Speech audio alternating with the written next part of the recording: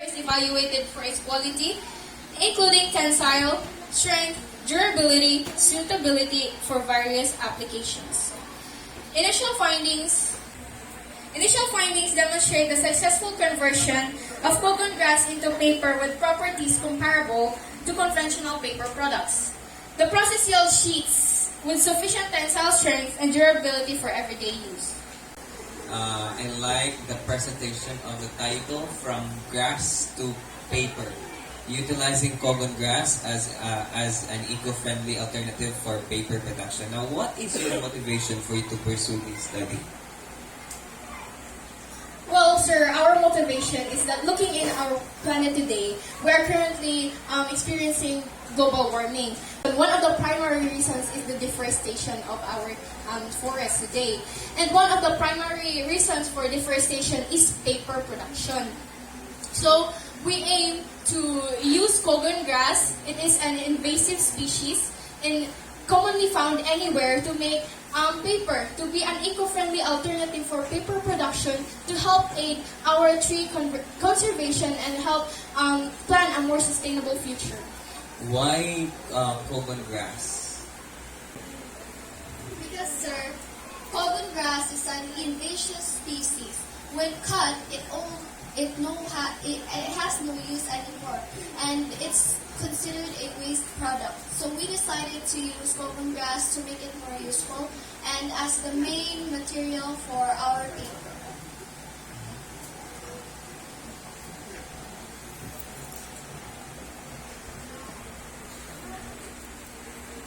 Are there any more questions, ma'am, sir?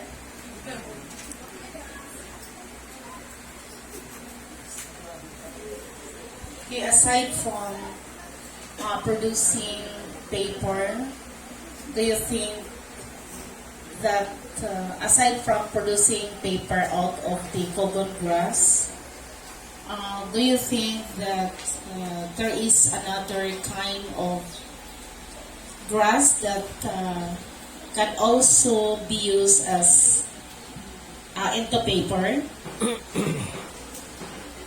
Yes, ma'am. Actually, the reason why we use cogon grass as an alternative, eco-friendly alternative, because it has its fibrous composition.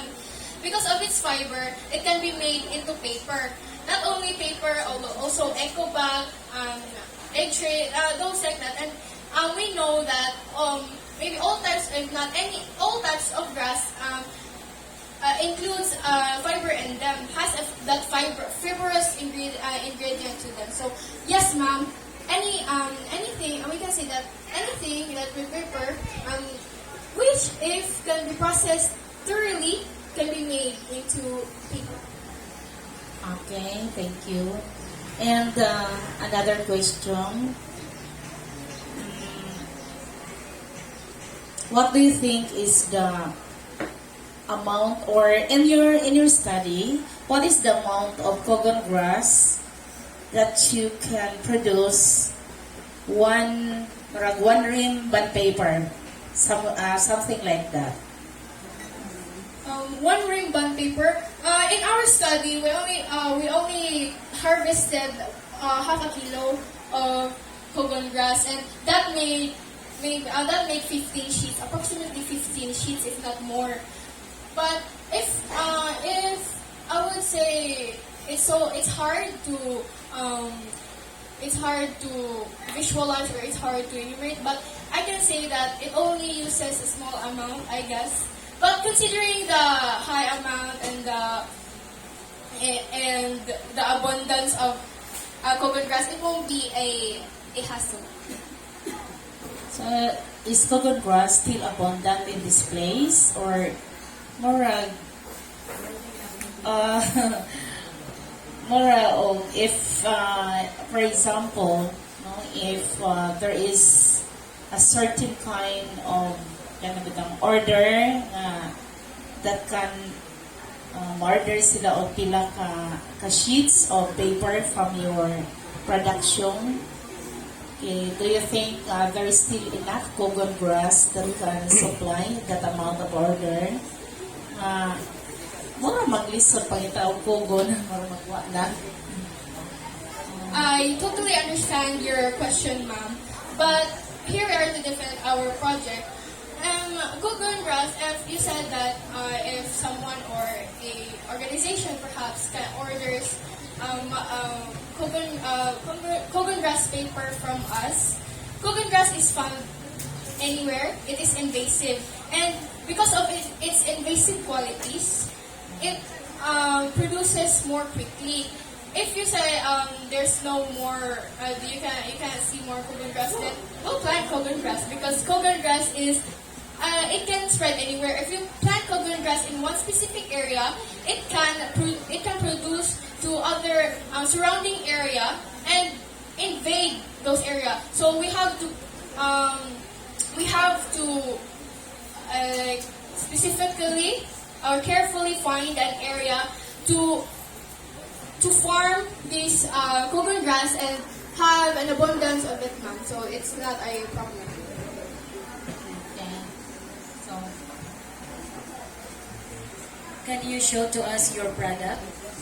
We will see kung mapuli ba siya sa bond paper.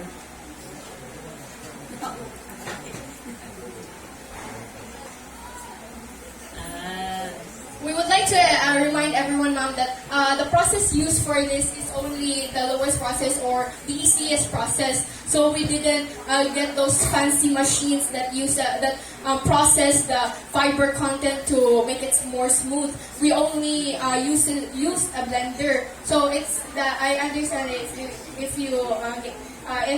has that kind of appearance. But can we look at the results, please? Yes, yes.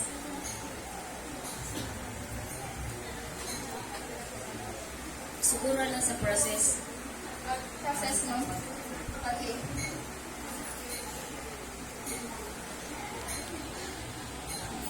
No, process. There, we collected and prepared the cogon grass. Prepared it by chipping it or by processing it, by cutting it into 1-inch pieces to make it more manageable. And we also soak it in an alkaline solution for 24 hours. Those chemical the alkaline treatment that is also part of this chemical and mechanical treatments, that is the boiling of the grass paper with the the washing soda, the sodium carbonate, to make it more softer and break down its fiber. The beating to help break it down again, because we have to get the consistency of pulp. And then last thing is blending it, part of the mechanical treatment. Next slide. Paper forming process. It is the pulp cogon grass, that is already blended, is then incorporated with what we call mucilage, which is an okra extract that can be used as a binding agent. Because if we dry or if we make paper by only fiber, it doesn't get that. It doesn't stick and produce high quality paper. And next is we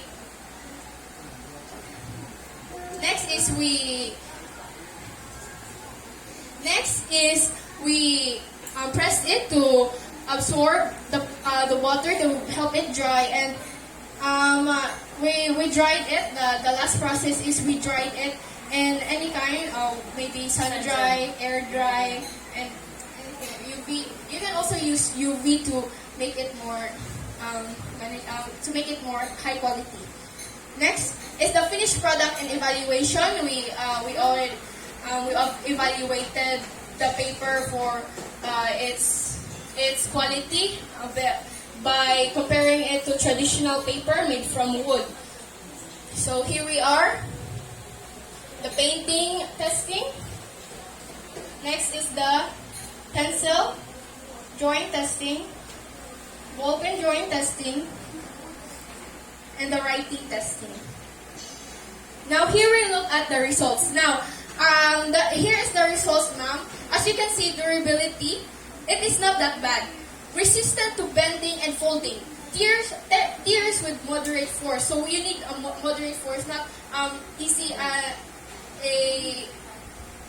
not like it's not super easy to tear it. And here the traditional paper is more flexible, tears with greater force. Now we would like to remind that durability is based on how we process the paper, the grass. Now, if we use those kind of high quality, fancy machines and equipments, we can up the durability more and maybe surpass the traditional paper. Now we have here the water resistance, smudging, and ink absorption. As you can see, cogon grass is moderate resistance to water in comparison to traditional papers poor water resistance.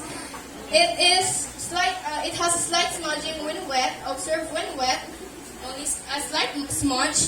And in traditional paper, we can see that significant ink run when wet because it doesn't trap the ink.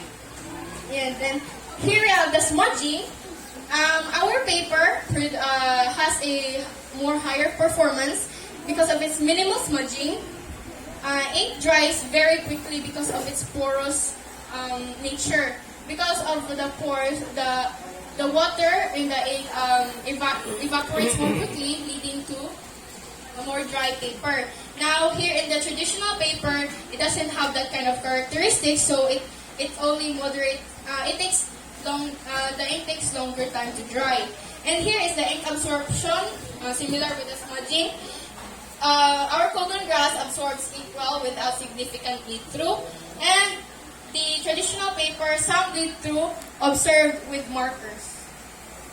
Okay, very good. The product is very good actually. Dili lang siya paper, but we can also use this for decoration. Diba? Yes, ma'am.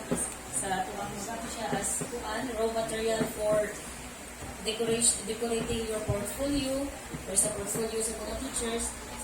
Can we make it white or in any color code?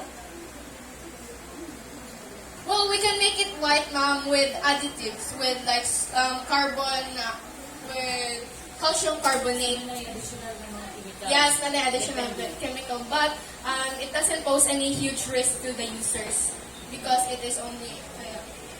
Okay, so the product is very good.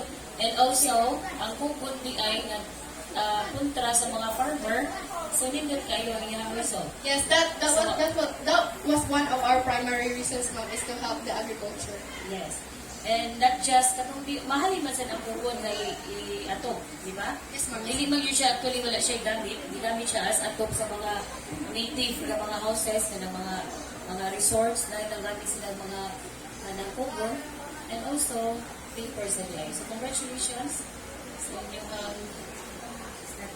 Thank you, ma'am. Are there any other questions, ma'am, sir?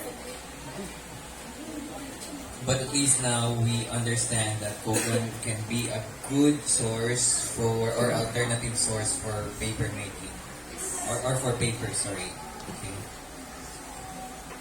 So the thing that to be settled there is the cost lang. Yes. But I know you are still experimenting, so there will be ways and so on and so forth. So that's it. That's a room for improvement. Yes.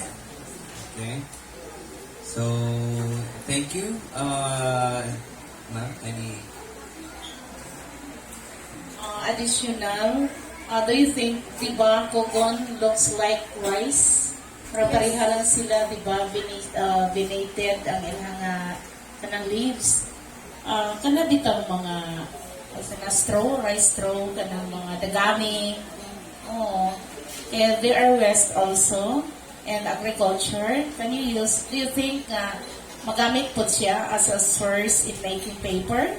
Yes, ma'am. If we do further research and if we have the right equipment and materials, maybe in the future or in the near future, we can create more materials for paper making. And our paper, our research also provides an open avenue for us to explore different types of materials. We use, as you said, waste products that can be made into useful into useful products such as paper. So with further research, ma'am, and support, we can definitely do it.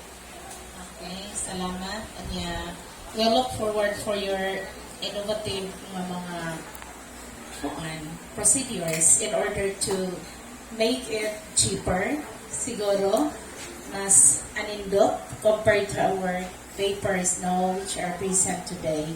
So, good luck and congratulations. Thank you, ma'am. Congratulations.